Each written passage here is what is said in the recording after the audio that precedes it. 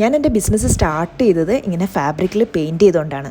അന്ന് ഞാനിങ്ങനെ ചെറിയ തുണിക്കഷ്ണങ്ങളിലൊക്കെ പെയിൻറ്റ് ചെയ്യുമായിരുന്നു. അങ്ങനെ ഒരു സെറ്റ് സാരി കിട്ടി, അത് പ്ലെയിൻ ആണെന്ന് കണ്ടപ്പോൾ ഞാൻ ഓർത്ത് എന്തുകൊണ്ട് ഇതിൽ പടം വരച്ചുകൂടാന്ന് വിചാരിച്ചു. ഞാൻ എന്തോ ഒരു മയിലിൻ്റെ ഒരു ചിത്രം അതിൽ വരച്ചു. എന്നിട്ട് അത് ഉടുത്ത് ഞാൻ പുറത്ത് പോയ സമയത്ത് എൻ്റെ നെയ്ബേഴ്സും ഫ്രണ്ട്സും ഒക്കെ അതുപോലത്തെ ചെയ്തു തരാമോ എന്ന് ചോദിച്ച് അങ്ങനെ ചെറിയൊരു പ്രോഫിറ്റിൽ അത് ചെയ്ത് കൊടുത്താണ് ഞാൻ എൻ്റെ ഈ ബിസിനസ് 2010 സ്റ്റാർട്ട് ചെയ്യുന്നത്.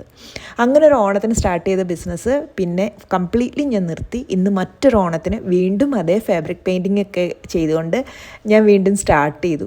എനിക്ക് പടം വരയ്ക്കാമെന്ന് എനിക്ക് മനസ്സിലാക്കി തന്നത് എൻ്റെ സുവോളജി ടീച്ചറാണ് കേട്ടോ. +1 പഠിക്കുമ്പോഴാണ്. അതുവരെ എനിക്കൊരു പടം വരയ്ക്കാൻ കഴിവുന്നുണ്ടെന്ന് എനിക്ക് അറിയില്ലായിരുന്നു. സുവോളജിയിൽ ഒരു കോമ്പൗണ്ട് മൈക്രോസ്കോപ്പ് വരയ്ക്കാൻ പറഞ്ഞപ്പോൾ ഞാനത് വരച്ച് ഷെയ്ഡൊക്കെ ചെയ്തുകൊണ്ട് പോയത് കണ്ടിട്ട് ടീച്ചർ എന്നെ ഒരുപാട് അപ്രീഷിയേറ്റ് ചെയ്യുകയും അതവിടെ റെഫറൻസിന് വെക്കുകയും ചെയ്തു. അന്നാണ് എനിക്ക് ഈ ഒരു കല, എനിക്ക് കുറച്ചെങ്കിലും പടം വരയ്ക്കാൻ അറിയാം അല്ലെങ്കിൽ ചിത്രം വരയ്ക്കാനുള്ള കഴിവുണ്ടെന്ന് ഞാൻ മനസ്സിലാക്കിയത്.